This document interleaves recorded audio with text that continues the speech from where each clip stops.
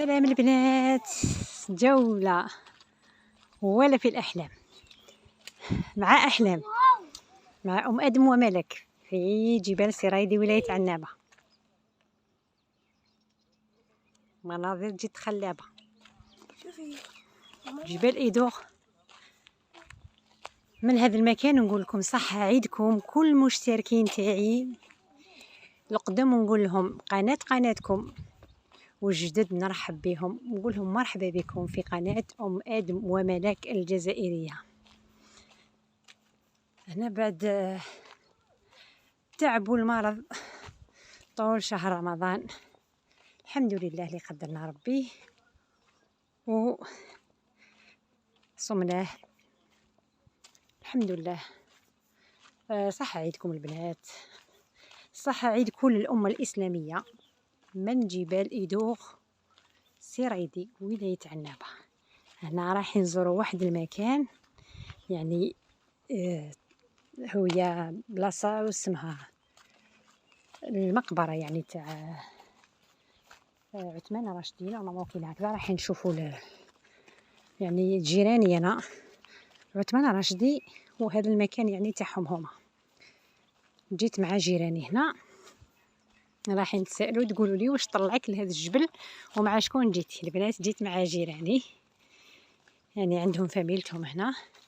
هذا المكان يطلعوا له كل جمعة ولا كل ويكاند، يجيو ويبدلوا شوية الجو هنا، يعني على من الضغط تاع المدينة ولا واسمو، يجيو هنا يضيفوا في هذا المكان الجميل جدا. مكان ولا أروع، الطبيعة.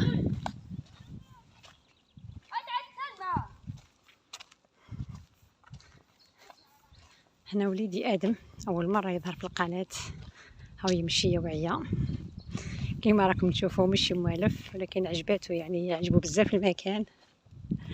آدم نقول لهم صحة عيدكم، كل المشتركين تاع ماما،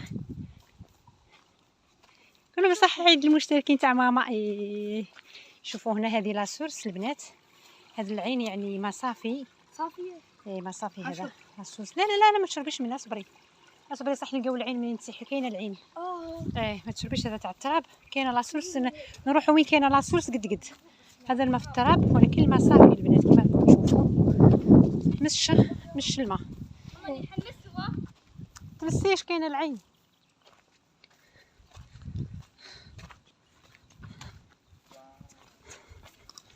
شوفوا البنات،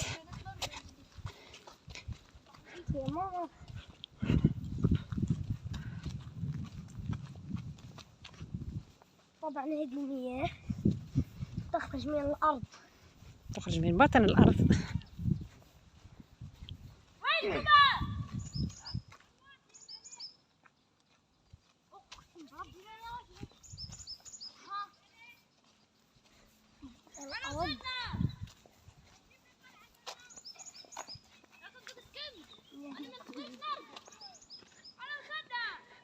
رانا تهنا في الجبال.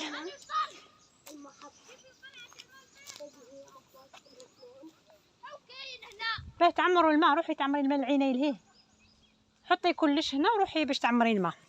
كاين الماء تاع لاصورس هنا البنات، الماء يعني ماء عذب وبنين بزاف. انا سبقت وين جيت وقت، يعني عندها وقت مني جيت طلعت هنا وبقات في بالي وتمنيت نزيد نطلع، ومع كي قلت لجارتي حبيت نطلع. كثر خيرها فاطمه جارتي، ربي يحفظها ان شاء الله ويحفظ لها اولادها. هنا كما كتشوفوا مقبره عائليه خاصه، يعني ما يقدروش يدخلوا ليها واسمو ما نقدروش نصوروا، ممنوع الكاميرا هنا. باك البنات من هنا راح نوقف هذا الفيديو. نتمنى مشاهده رائعه للمشتركين تاعي. ها هي عنابه، رانا الفوق في الجبل كما راكم تشوفوا. الى اللقاء حبيباتي في فيديو اخر كما هكذا ان شاء الله.